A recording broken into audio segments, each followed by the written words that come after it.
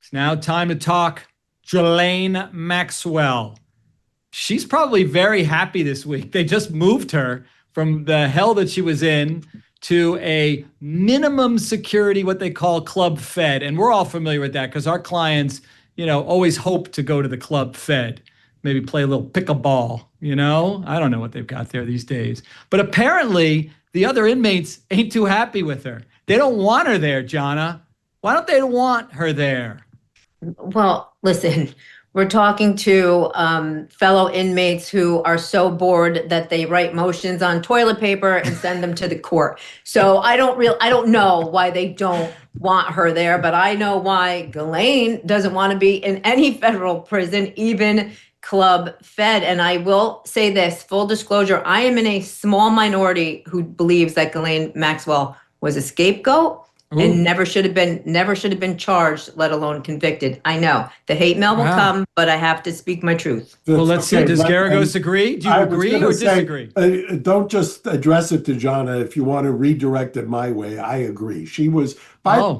I'll tie it up with Diddy. It's not a coincidence that the same prosecutor and prosecution team is starting with what's his name, Damian Williams, who was auditioning to be Attorney General under Kamala, was the one who indicted Jill and had Epstein and had the mayor and had the Sean Diddy Combs, and then had what's her name, Maureen Comey, prosecuting Ghislaine, then prosecuting Diddy. It was a distraction. It was a prosecution by proxy, to Jonna's point that she didn't say, but I think I anticipate. She was prosecuted because Epstein was dead. Yep. Well, wait, so she was framed like the Mona Lisa? She did nothing to facilitate his evil acts? Come on, people. Come on. But by the way, the idea that somehow she was the one who was criminally responsible for what he was doing, I think is a stretch. Can't they both be? I mean, the getaway driver, the bank robbery. They could be, but remember, if there's two reasonable interpretations, you must adopt the one that points towards innocence. So these people at the jail, she was moved to Bryan, Texas, and the Bureau of Prisons being hushed. They don't say anything about why she was moved to this country club.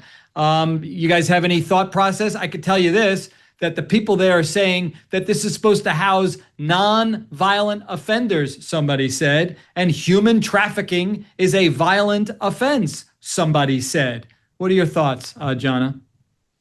Oh, okay. So where do I start? Look, I know what she was convicted of, but from the get-go, if you really want to analyze the timeline of the entire two decades of this story, of the Epstein Ghislaine Maxwell story, you will see that something smells bad. Starting with the fact that if Ghislaine's the accomplice to you, because sidebar, I firmly believe that somebody can know where bodies are buried without having helped bury them. And that's the position that I think she's in. So why did they not arrest her back in 2004 or 5 when Jeffrey Epstein got his so-called sweetheart deal? Because they knew of her then, but what people don't realize is that her relationship with Epstein had ended in 1999. Like, she had no relationship with him from that point forward. So they don't arrest her then. Fast forward, Epstein gets arrested. He later drops dead. And then she's arrested. Why wasn't she arrested when he was first arrested for the second time? I mean, there are things here that don't make sense. And it's a little bit of a shell game by the SDNY, which they've done before. We've seen that happen before. So I think if somebody really digs in to the behind the scenes of the prosecution, they're going to smell something as bad as I'm smelling with them as well. Okay, Mark, what we all want really, I think, is to punish those who harm children, okay? So if there were others with Epstein, we want to know about it. Not people who flew on his plane and hung out with him. That's unfair. Those people like Dershowitz and others are really getting their name soiled as a result of their association with this high-profile guy. But those who harm children, we want to know about it. Are we going to find out through this woman, Maxwell, ever? No, I don't think you are. I mean, look, what they have said, and I have no even reasonable suspicion to believe that she knows or has any information about the crimes now or that were happening later on. Jonna hit it right on the head. She wasn't involved during the relevant time periods, number one. Number two, she spent 2 days with Todd Blanche, kind of debriefing. And she, I assume, did that. It's been reported, and I'm going to guess that it was under what's called a queen for a day, and which means that she had limited immunity. She would have revealed everything that she knew, and if she didn't, there are consequences. And if that's the case, the DOJ knows it. And so if there is something there, you think they're going to turn a blind eye to it? I don't buy that. So we have these congressional hearings going on now, potentially. Jonna, we going to learn anything there? Or like I said on Megan's show, is this just going to be like, when Geraldo had us all gripped to the TV to see what was in Al Capone's vault and then nothing? I'm still resentful. Are we going to get any names, real names of perpetrators here? Well, first of all, I think the congressional hearings are going to be postponed because Ghislaine does have a petition awaiting to be heard by the Supreme Court of the United States. Can you explain that to the viewers? Explain what that's about. Because if she wins, right, she potentially has her conviction go bye-bye. Do you want to explain what she's arguing? If they hear it, so Ghislaine has had a number of appeals, as anybody does when you lose a criminal case, and she is now a petition pending before the Supreme Court. I don't know if the Supreme Court has said they are going to actually entertain it yet. I don't think they're going to. We won't know that until... I don't think they've ruled yet. Yeah, I don't think they have. I can't imagine this has the broad appeal, but explain to the viewers the issue that might set her free if the Supremes take the case and if they, return a verdict in her favor. Her issue at its core is she did not receive a fair trial. And one of the contentions that she has been trying to hammer home this entire time is that the government has been hiding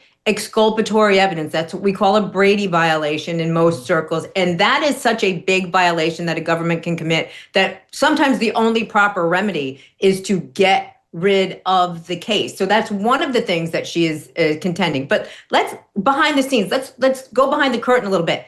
When you talk about the list and the Al Capone's vault and blah, blah, if there were any harmful information, she was prosecuted under Biden's DOJ. If there was any information harmful to, say, Donald Trump, which we know that the lawfare and everybody went after him for 4 years, we would have known about it. Why do we know nothing?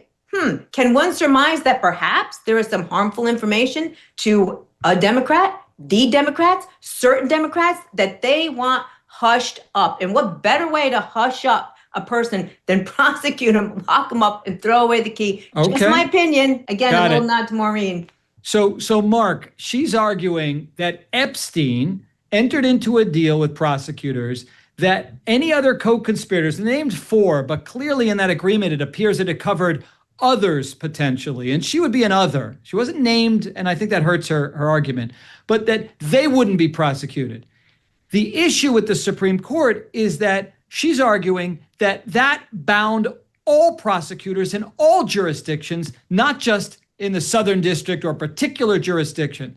Will the Supreme Court hear that issue? Do you think it's big enough to warrant them taking this on their docket? So this has been an issue that I've fought for close to 40 years.